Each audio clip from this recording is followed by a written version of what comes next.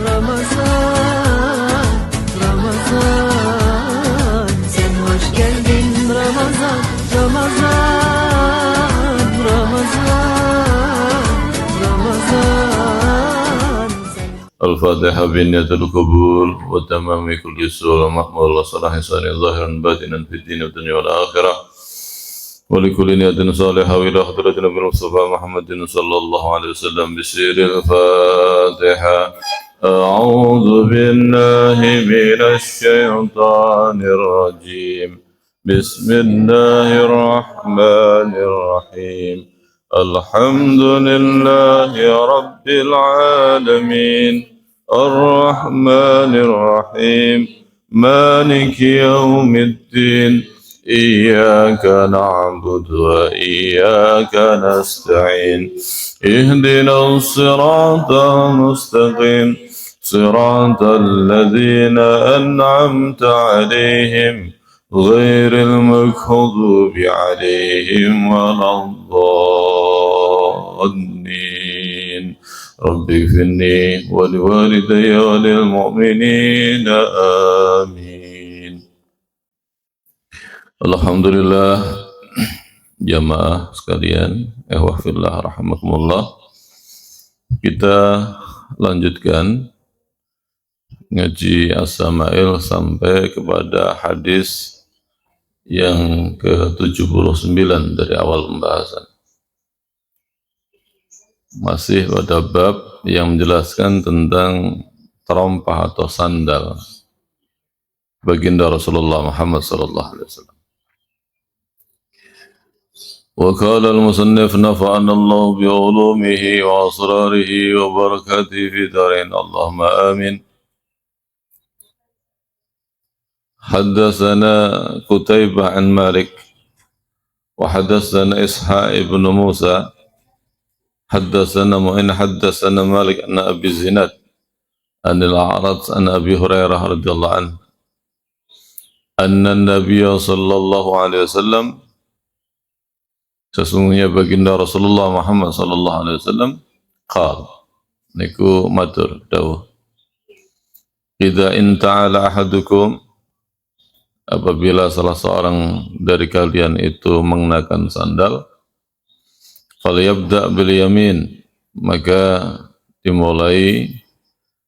mulailah dengan kaki yang sebelah kanan. Wa idza naza'a falyabda bis simal dan apabila kemudian melepas bis simal maka mulailah dengan kaki sebelah kiri. Fal takunil yumna awwaluhuma maka utamakan yang kanan. Pertama, tun'alu itu memakai sandal wa akhiruhuma tunza dan yang terakhir dilepas. Al hadis atau kamal hadis sahih. Ini yang disampaikan oleh baginda Rasulullah tentang tata cara menggunakan sandal. Rasulullah merintahkan pada kita kaki kanan dulu yang masuk di sandal, keluarnya yang terakhir. Melepasnya itu kaki kiri dulu. Mungkin praktek realnya kalau panjenengan naik ke masjid, itu kan kaki kanan dulu yang naik. Tapi yang melepaskan sandal itu kaki kiri dulu.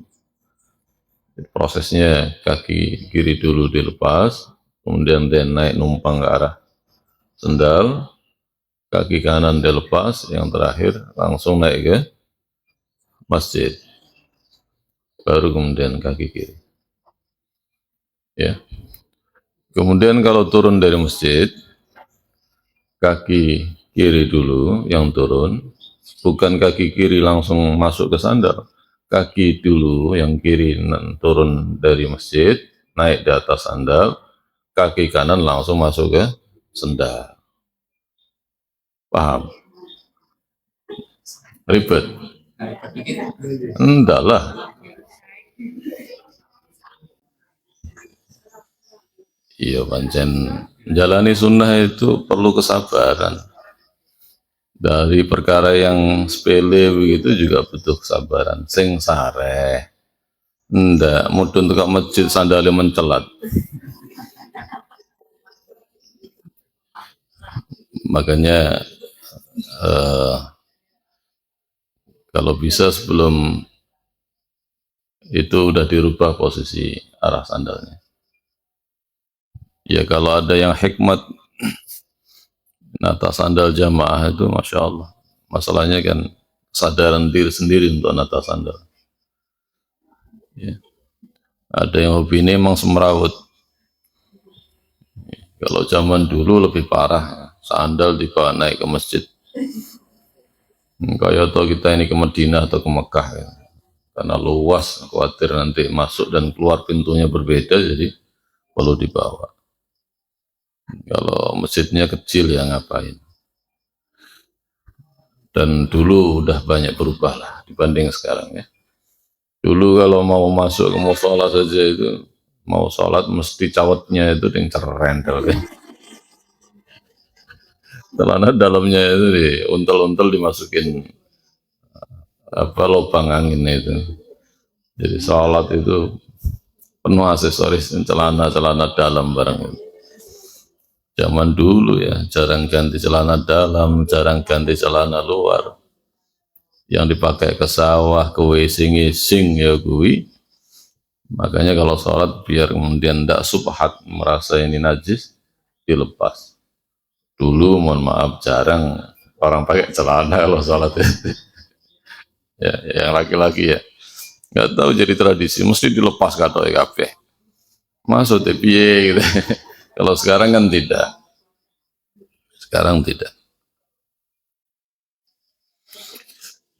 ini sunnah yang diajarkan oleh baginda Rasulullah. Ini hadis Imam Bukhari juga meriwayatkan, Imam Muslim juga meriwayatkan. Gimana kalau kemudian kita tidak seperti itu? Ya tentu tidak dosa.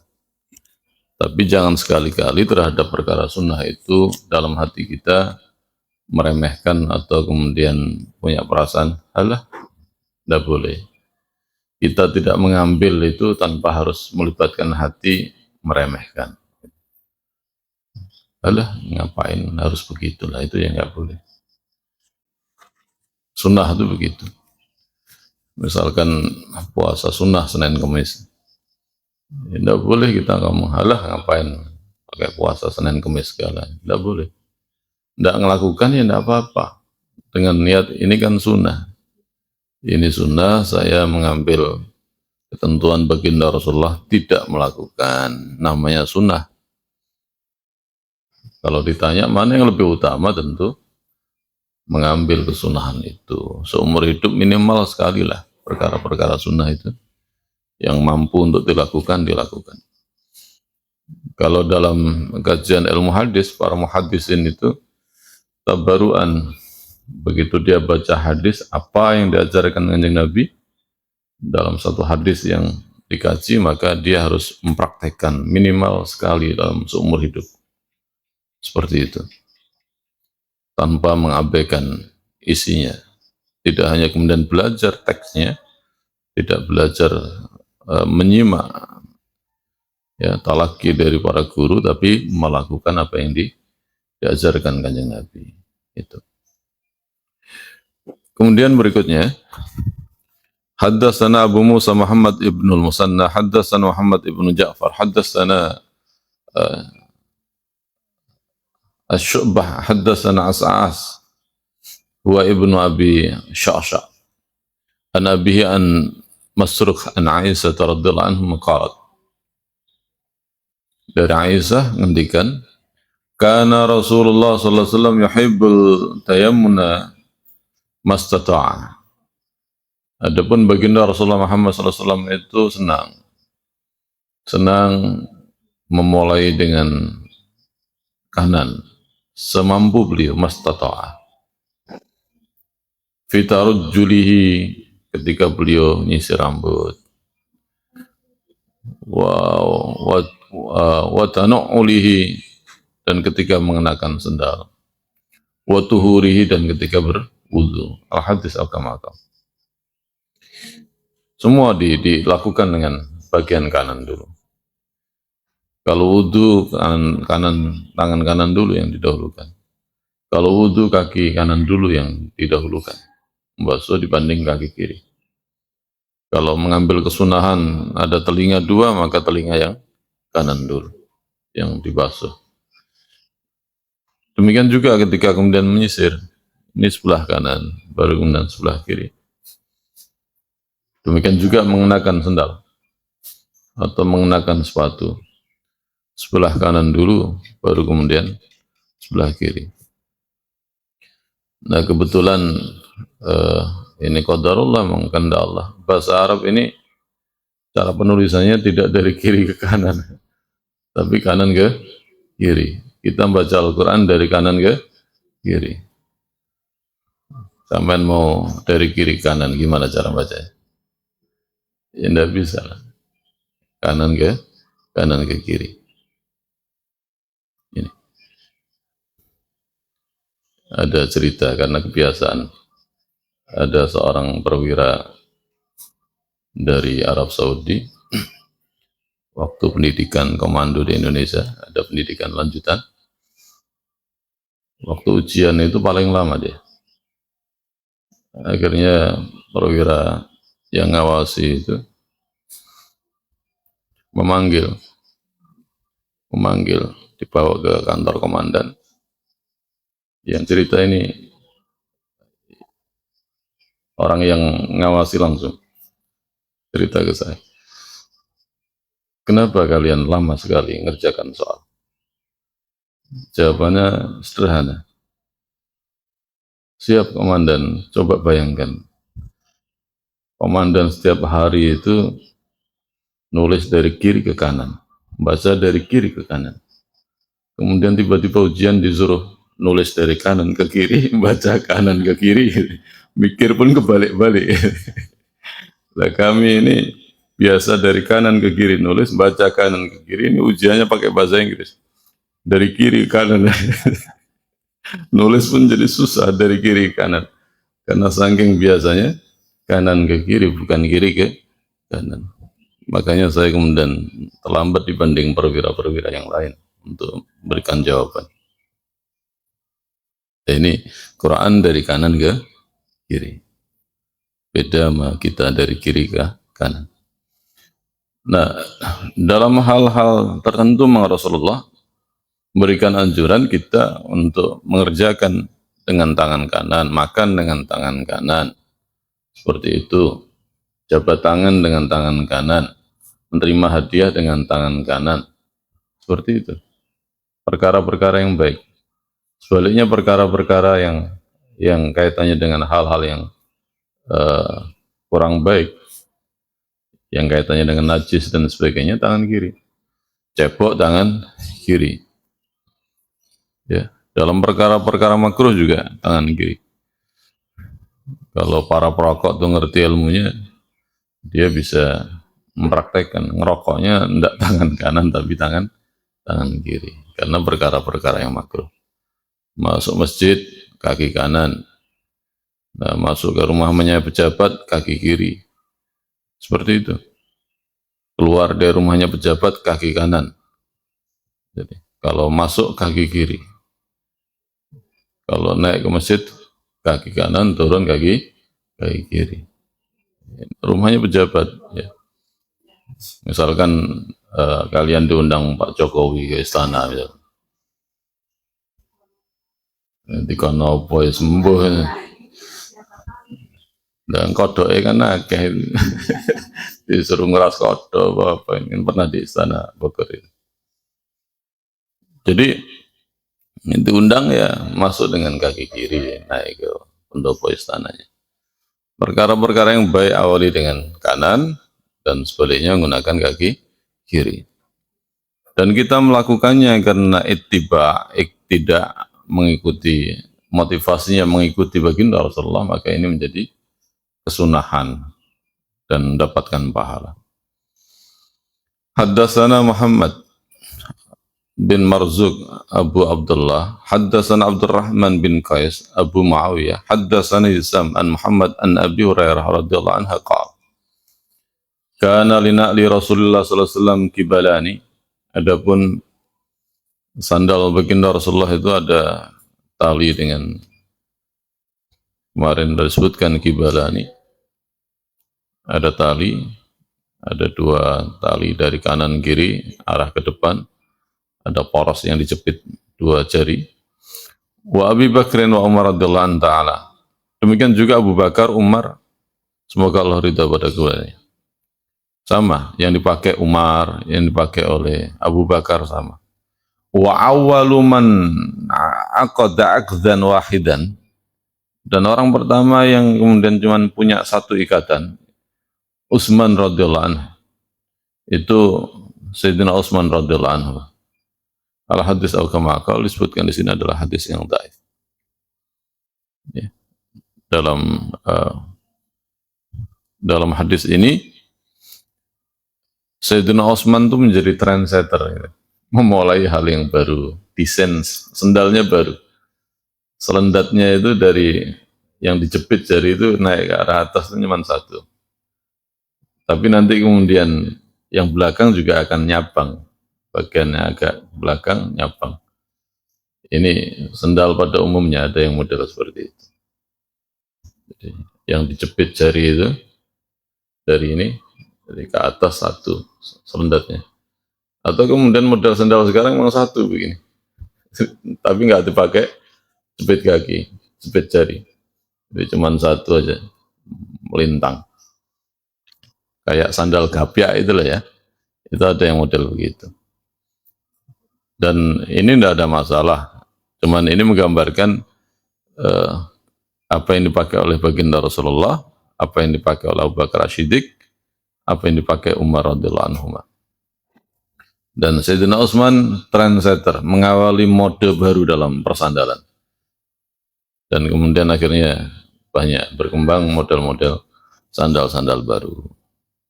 Oleh karena itu, kita tegaskan soal sandal bebas.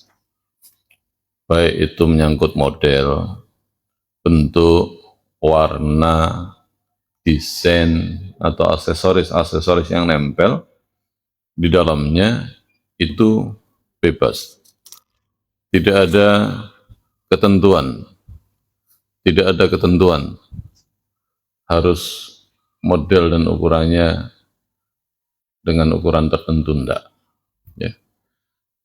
Ada satu hadis yang kelewatan di hadis yang ke-78, yakni haddatsana Isa ibnu Musa haddatsana Mu'in an-Nabi sallallahu alaihi wasallam naha an ya'kula ya'ni rajul bisimalih aw yamsi fi na'lin wahidah. Hadis sahih. Bahwasanya Rasulullah Muhammad sallallahu alaihi wasallam itu melarang makan, ya, yakni laki-laki bisimalih dengan tangan kirinya, aw yamsi fi na'lin wahidah, atau kemudian dia berjalan menggunakan sendal sebelah. Itu dilarang. Ya. Dan di sini disebutkan dalam hadis ini, yakni rajul. Bukan berarti larangan baginda Rasulullah itu hanya berlaku untuk laki-laki. Jadi kaidahnya jelas, khitab lirrijal, khitab linnisa. Seruan baginda Rasulullah, seruan asyari kepada laki-laki, asyari itu pembuat hukum, itu juga berlaku untuk kalangan perempuan. Tapi kalau kemudian ada seruan itu ditujukan pada perempuan, tidak termasuk di dalamnya laki-laki. Ini soal gaya bahasa. Dalam Quran ya perintahnya aqimis shalah. Itu dalam bahasa Arab, perintah itu ditujukan kalangan laki-laki secara bahasa. Tapi apakah kemudian itu tidak berlaku untuk perempuan? Tidak. Makanya diambil kaidah khitab lirrijal, seruan Allah atau Rasul kepada laki-laki, maka itu berlaku juga untuk perempuan. Tapi sebaliknya, kalau seruan itu ditujukan pada perempuan, maka laki-laki tidak termasuk di dalamnya. Perempuan double, dapat double, ya, dapat double. Misalkan kutiba alaikumusiyam, diwajibkan atas kalian puasa. Itu bahasa, dari sisi bahasa itu bicara dengan laki-laki. Apakah kemudian hanya berlaku untuk laki-laki? Tentu tidak. Tentu tidak. Ya. Kalau dalam surat An-Nur itu waliyadribna khumurihinna ala juyubihinna, supaya menurunkan khimar atau khumur, kerudung atas itu sampai ke dadanya. Itu konteksnya perempuan, maka tidak berlaku untuk laki-laki. Bahasanya memang perempuan. Waliyadribna bihumurihinna ala juyubihinna, itu perempuan dan tidak berlaku untuk laki-laki. Jadi nggak perlu laki-laki itu bikin kerudung sampai diturunkan ke bagian dadanya, begitu enggak. Ya. Contoh misalkan idza balagatil uh, idza balagatil mahid, kalau perempuan itu sudah sampai haid, la yahillu an yura illa wajha wa kaffaiha. Tidak dibolehkan menampakkan kecuali wajah dan kedua telapak tangan. Itu aurat. Maka itu tidak berlaku untuk laki-laki. Ini perlu diketahui, ya. Jangan sampai kemudian terpengaruh oleh orang-orang yang tidak paham. Ini kan perintah untuk laki-laki, tidak untuk perempuan. Maka tidak wajib sholat, tidak wajib zakat, tidak wajib puasa. Ini semua bahasanya ditujukan pada laki-laki. Nah, belum lagi mereka tidak belajar hadis. Dalam hadis ya Rasulullah merinci pelaksanaannya bagaimana, termasuk dalamnya adalah perempuan. Kalau tidak berarti adalah pengkhususan, tidak untuk perempuan. Ini bab yang ke-10, kita masuk pada bab yang ke-11. Bab ma ja'a fi dzikri khatamir Rasulillah sallallahu alaihi wasallam. Bab yang menerangkan perkara-perkara berkaitan dengan cincin atau stempel. Stempel. Kalau sekarang stempel yang itu. Stempel baginda Rasulullah Muhammad sallallahu alaihi wasallam. Wa fihi 8 hadis, ada 8 hadis. Haddatsana Qutaibah ibnu Sa'id wa ghairi wahid an Abdullah ibni Wahab an Yunus ibni Sihab an Anas ibni Malik radhiyallahu anhu qala. Anas bin Malik bertutur, kana khatamun Nabi sallallahu alaihi wasallam min warikin wa kana fassuhu habasiyan. Al-hadis atau kama qala. Ini hadis sahih. Imam Bukhari juga meriwayatkan, Imam Muslim juga meriwayatkan, Imam Tirmidzi, Abu Daud juga meriwayatkan, ya. Dan semua dari jalan Yunus dari Az-Zuhri. Adapun khatam, yakni cincin baginda Rasulullah, min warikin, itu terbuat dari perak. Warikin itu adalah fiddah. Harus dibaca warikin, bukan waraqah. Ra-nya di kasrah. Min warikin, itu terbuat dari perak. Wa kana fassuhu, dan adapun fassuhu, mata cincinnya, habasian, terbuat dari batu habasian, batu Yaman. Yaman memang dari dulu terkenal. Batu Yaman. Nah, habasian ini maksudnya adalah fa innahu kana min jas'in wa huwa khurzun fihi biyadun wa sawad aw min aqiqin. Yang dimaksudkan batu habasian itu adalah min jas'in, semacam batu marjan. Batu marjan, atau kemudian modelnya kayak manik-manik gitu. Ya, bisa berwarna ada keputih-putihannya dan kehitam-hitamannya. Atau kemudian batu marjan itu pada umumnya merah, batu marjan. Ya. Tahu ya marjan ya? Belum tahu? Ya, mohon maaf, ini hanya orang-orang yang penghobi batu akik yang paham. Bukan minuman marjan. Botol marjan telening akik ya. Cincin baginda Rasulullah itu terbuat dari perak. Ini kayak begini. Jadi, tapi ini bukan perak, titanium. Nah, ini batunya, mata cincinnya, itu baginda Rasulullah itu dari Habasyi, dari Yaman. Kalau disebut dengan just in itu batu marjan itu bisa macam-macam. Warna yang paling umum batu marjan itu merah. Merah tua, ke arah kecoklatan. Biasa dipakai manik-manik juga untuk kalung, untuk tasbih. Marjan merah. Ya makanya sirup marjan itu banyak yang warna merah. Itu marjan. Dan batu merah itu macam-macam. Dan Yaman memang terkenal. Batu-batu yang bagus itu dari Yaman banyak sekali. Ya model ini zirkon. Zirkon.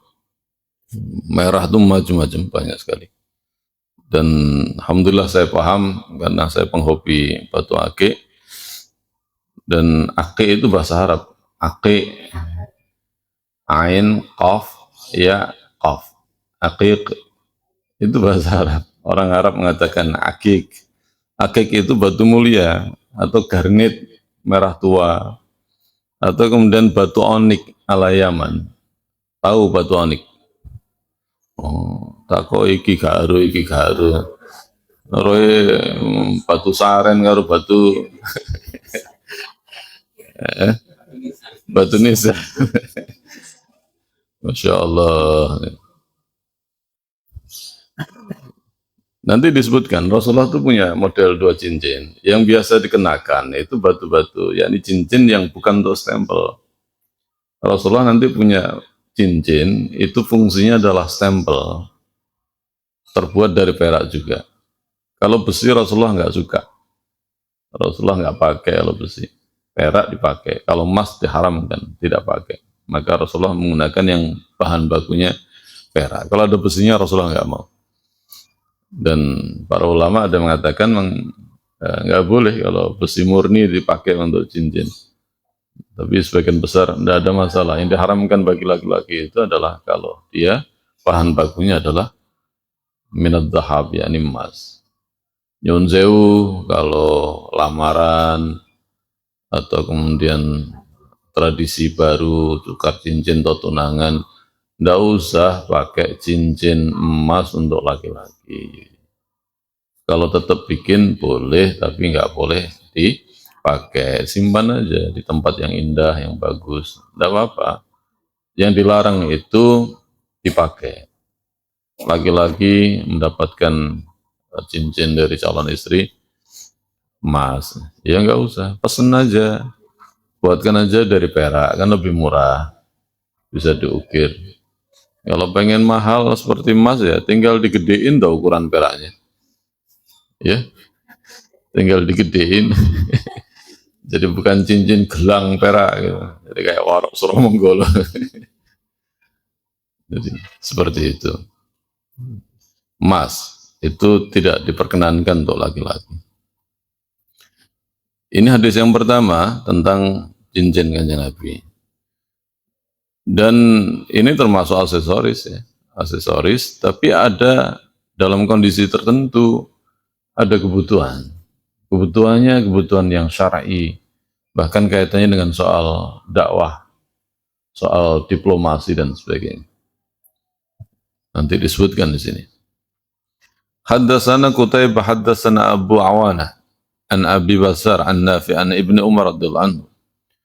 Anna Nabi sallallahu alaihi wasallam sungguhnya kanjeng Nabi Muhammad sallallahu alaihi wasallam ittahada khataman min fiddatin membuat stempel dari perak.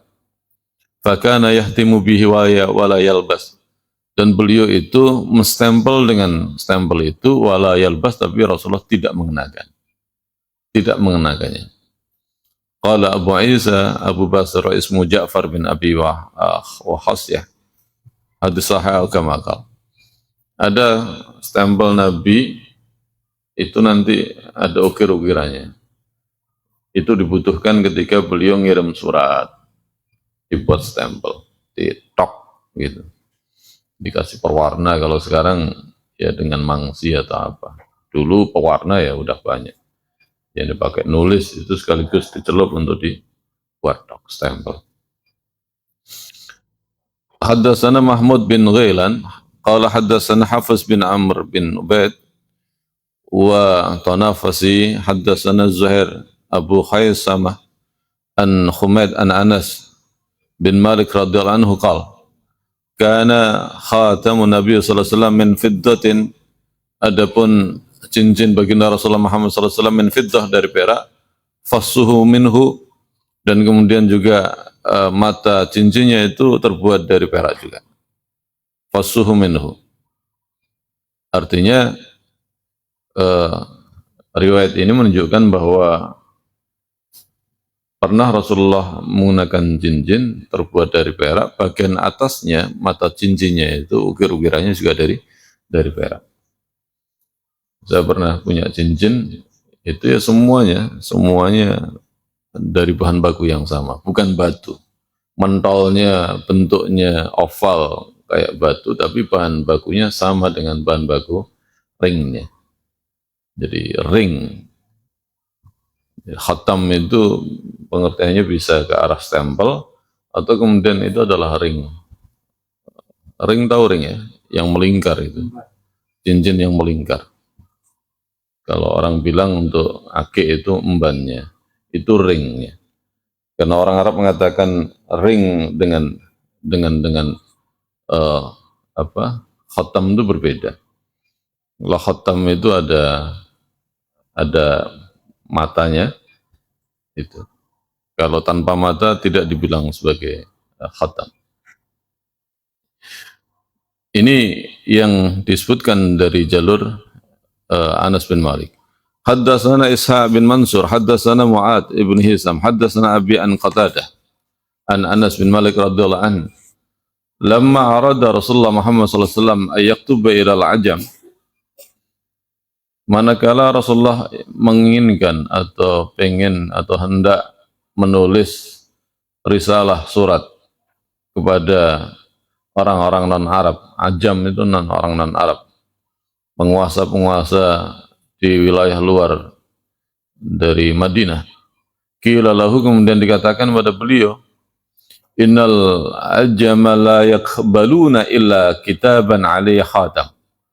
Sesungguhnya orang ajam, penguasa non-Arab itu tidak menerima surat kecuali dalam surat itu, kitaban tulisan itu di atasnya khatam, ada stempel. Macam resmi, diplomasi resmi. Fastana'a khataman. Maka kemudian dibuatlah itu stempel, faka'anni angdur ila biyati fi kaffi. Dan seolah-olah aku melihat putihnya telapak tangan beliau. Ini fokus pada soal khatam tadi, al-hadis al-kamakal sahih. Itu latar belakangnya adalah ketika Rasulullah mengirim utusan-utusan. Isinya adalah dakwah, ajakan untuk dakwah. Nah, surat itu kebiasaannya para raja itu tidak akan terima. Ini surat apa? Gitu. Harus ada stempel dari orang yang ngirim surat itu. Ini hubungan antar negara. Bukan hubungan antar individu dengan negara, tapi hubungan antar negara. G2G. Maka Rasulullah sebagai pemimpin negeri kaum muslimin yang ada di Madinah, ketika mengajak orang-orang non-muslim untuk masuk Islam, diserukan pada mereka, itu dengan mengirim orang-orang yang disebut dengan risalah. Berapa sahabat diutus membawa surat itu, sebagaimana dalam riwayat yang kemarin disebutkan, Dihya itu salah satu orang yang diutus oleh Rasulullah untuk mengirim surat ke penguasa Romawi. Dihya, orang ganteng yang selalu dicontoh oleh Jibril rupanya ketika menjumpai baginda Rasulullah. Itu surat beliau ada stempelnya. Rasulullah tidak bisa nulis, maka Rasulullah meminta kepada para katib, yakni sekretarisnya, untuk menulis. Para sahabat juga sebagian juga ahli dalam bidang tulis-menulis. Tidak semua kemudian mereka umi, termasuk para sahabat ada orang yang tukang menterjemah, tukang mentranslate.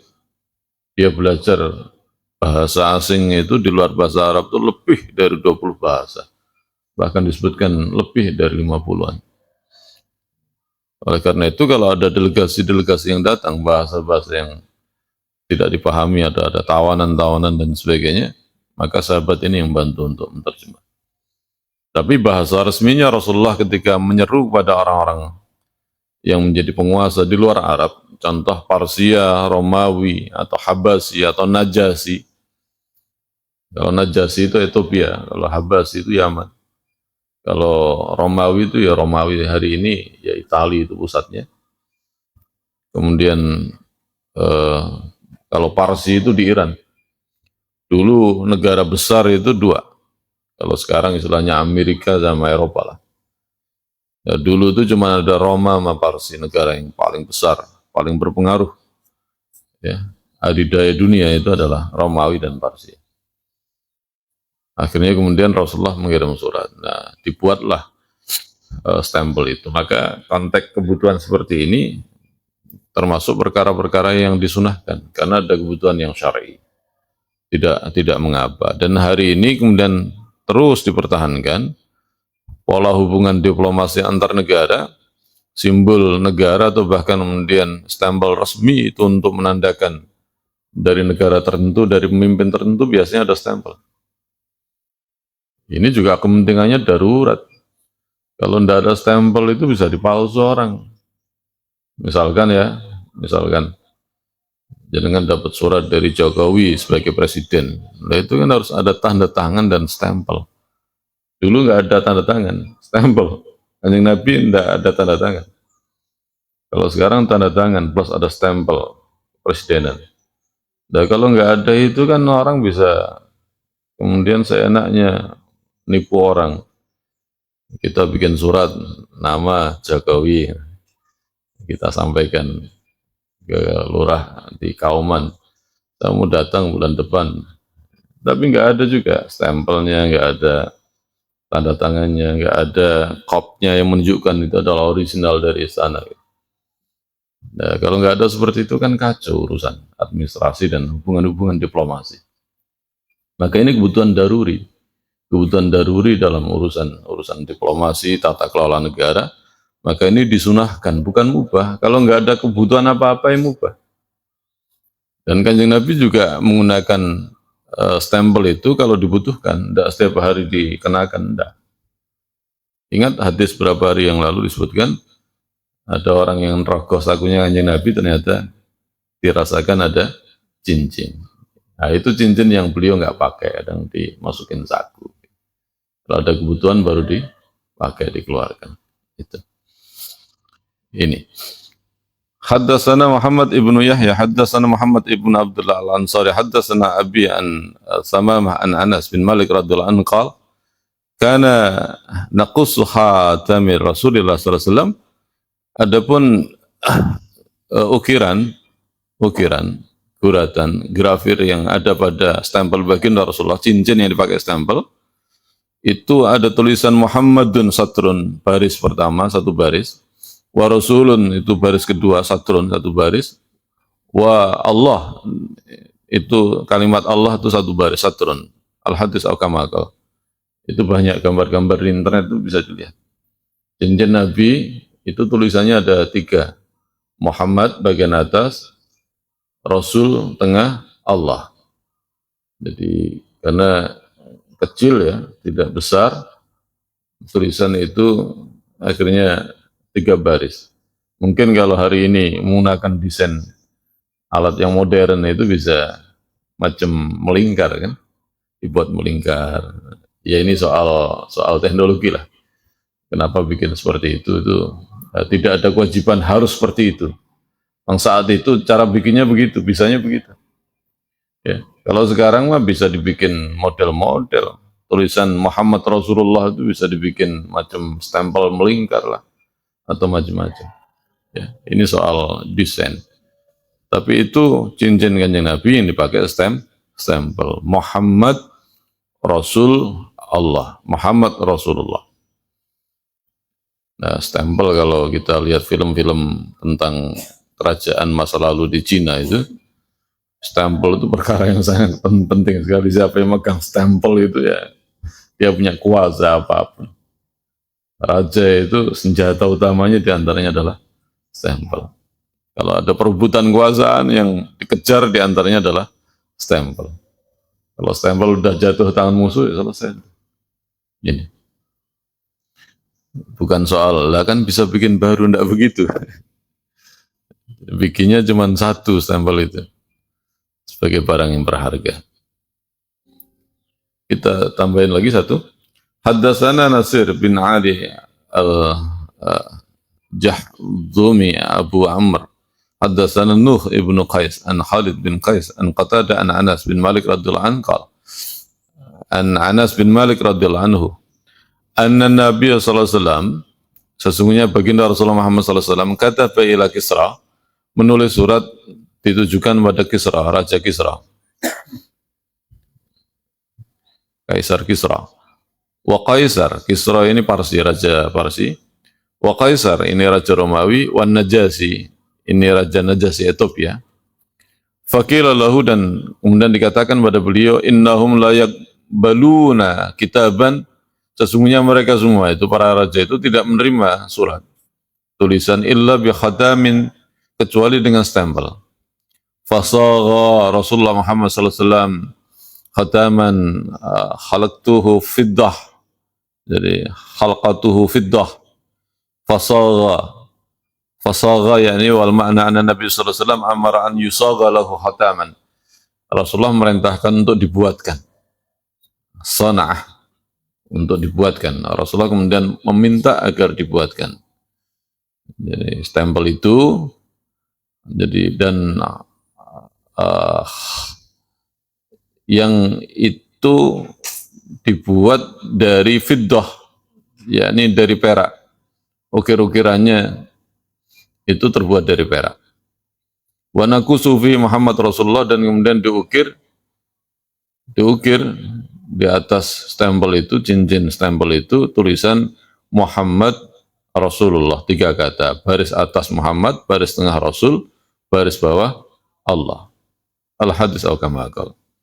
Ini beberapa gambaran cincin yang dikenakan oleh baginda Rasulullah, dan nanti pada bab berikutnya berkaitan dengan soal bagaimana cara Rasulullah menggunakan cincin. Nah, itu termasuk perkara yang menyangkut sunnah menggunakan cincin. Apa perempuan juga dibolehkan menggunakan cincin? Boleh, tidak ada larangan. Tidak hanya laki-laki yang dibolehkan, perempuan malah bebas, bisa bikin cincin emas, bisa bikin cincin dari perak, pokoknya bebas. Kalau urusan perhiasan itu perempuan bebas, bebas. Mau kelindingan kapal juga, kelindingan rantai kapal juga boleh, kelindingan sepur juga boleh dipakai. Ya, wallah alam bisawab. Mungkin manfaat barakah fid dunya wal akhirah. Allahumma amin ya rabbal alamin. Ada yang mau tanyakan? Kisah yang menerima surat dari Nabi yang disobek. Enggak, disobek aja karena dia menolak. Bukan soal nggak ada stempel kemudian disobek, bukan. Justru konteksnya surat-surat itu dikirim setelah ada stempel. Kan ceritanya jelas, Rasulullah mau nulis surat, kemudian sahabat itu matur. Mereka nggak akan terima kecuali dengan stempel. Maka Rasulullah merintahkan untuk membuat stempel. Maka dikirimlah surat, berapa risalah itu kepada berapa penguasa lah. Di antaranya ada yang kemudian ya tanggapannya sangat kasar sekali, robe-robe. Bahkan ada yang kemudian dilukai sahabat yang menjadi utusan itu. Nah, itu kisahnya seperti itu. Dan ya coba Anda bayangkan ya, penguasa Romawi atau penguasa Parsi atau penguasa mana, Lo kok untuk surat ke uang pedalaman disuruh kemudian masuk Islam ini kan ya seperti apa ini gitu, nggak masuk akal. Kalau itu wilayahmu tuh strategis sudah gua jajah istilahnya begitu. Ini enggak dari pedalaman ini menyerukan untuk masuk Islam. Masya Allah. Dan ala kulli hal akhirnya kemudian orang baru tahu sekarang bagaimana kebenaran Islam dan kebesaran Islam. Dan Rasulullah mulai dari Madinah. Ya. Wallahu a'lam bishawab. yang berkaitan dengan seruan di seruan untuk laki-laki untuk perempuan juga, Yeah. kalau perempuan tidak termasuk. Yeah. Saya baca di surat Al-Waqiah gambaran surga selalu kita diiming-iming dengan bidadari surga. Yaitu apakah juga termasuk itu seruan hanya untuk laki-laki bagian yang itu pendidikan. Ya. Di Al-Waqiah kan selalu digambarkan bidadari gitu. Bagiannya perempuan. Tidak disebutkan. Ya disebutkan. Berarti jenengan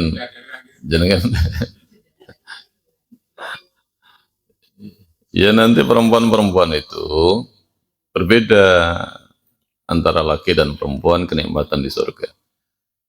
Kalau perempuan itu paling dominan yang diberikan oleh Allah, kesenangan dia yakni perhiasan, itu tabiatnya. Di akhirat nanti semua perkara yang berkaitan dengan soal perhiasan, fashion, penampilan, kabeh terserah dah. Paling banyak itu perempuan memang. Nah laki-laki itu kemudian disediakan kenikmatan-kenikmatan, diantaranya adalah istri-istri yang dari kalangan bidadari di surga asli dan bidadari yang dari dunia. Bidadari ada dua, bidadari penghuni asli surga, penghuni bidadari yang kedua adalah surga-surga bidadari yang dari dunia. Wanita-wanita solehah yang dia masuk surga, dia akan jadi bidadari. Seperti itu. Jenengan jadi bidadari, nanti ibu-ibu, dan bahkan dicemburu sama bidadari surga kalau jenengan solehah gitu. Karena kenapa mereka cemburu, khawatir bidadari surga itu juga nanti kemudian menjadi bersaing sama jenengan. Kecemburuan, ada kecemburuan. Kecemburuannya itu kecemburuan yang baik. Jadi Masya Allah, jadi dia menginginkan jadi orang-orang baik itu menjadi bagian di dalam surga. Nah, perempuan-perempuan itu yang menjadi bidadari surga, satu, tentu dia adalah wanita yang soleh. Nanti dia bisa kumpul dengan suaminya, kalau suaminya itu di surga dan soleh, atau kemudian dia akan berganti dengan suami yang dikendaki di sana. Ya, dengan suami yang dikendaki. Nah, bagaimana kalau kemudian dia nikah, misalkan perempuan nikah 4 kali, 5 kali. 5 kali dia nikah. Emang itu kodok, jodoh Allah dia punya peristiwa pernikahan lebih dari 4 kali. Kata anak perempuan seperti itu. Nah, ternyata perempuannya solehah. Dia masuk surga. Dari 5 suami ini, dia akan menjadi istrinya yang mana? Maka Allah berikan kesempatan, dia disuruh milih mana yang paling baik di antara 5 ini.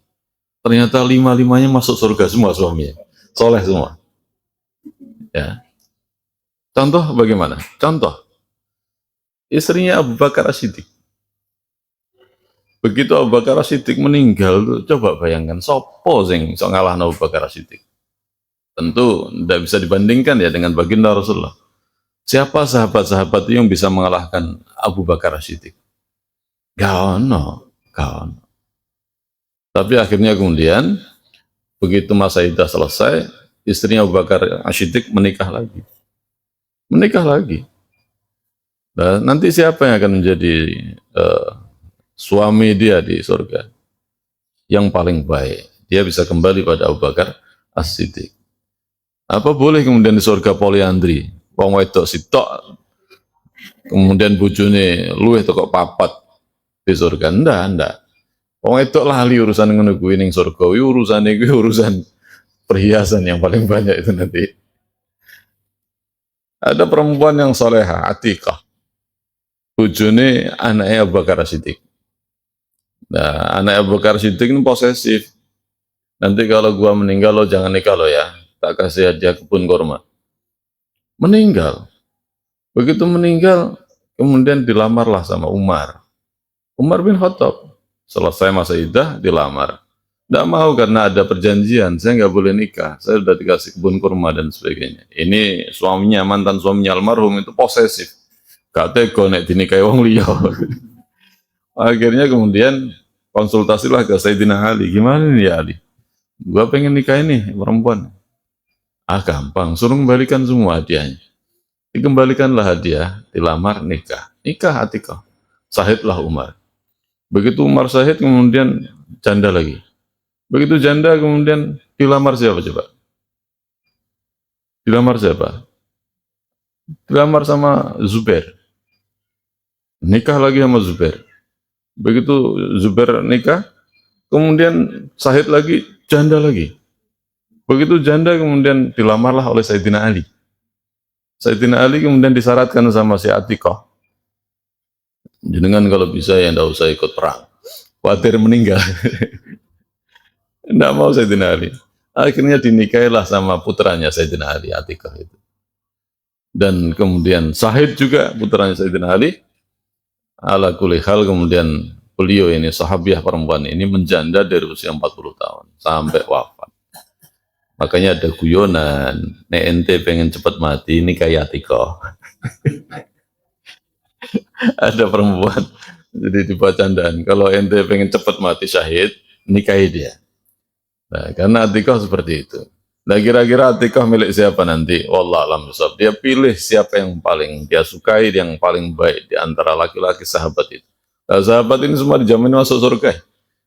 Terus bi coba. Ya. Bojone papat ning surga ya papat kan. Jadi enggak ada poliandri seperti itu. Orang-orang pejuang feminisme itu akan protes. Perempuan itu selalu disio-sio, maksudnya dikalahkan. Ning donya ya ora oleh poliandri, nang surga ya ora oleh poliandri, tetep dikalah-kalahne.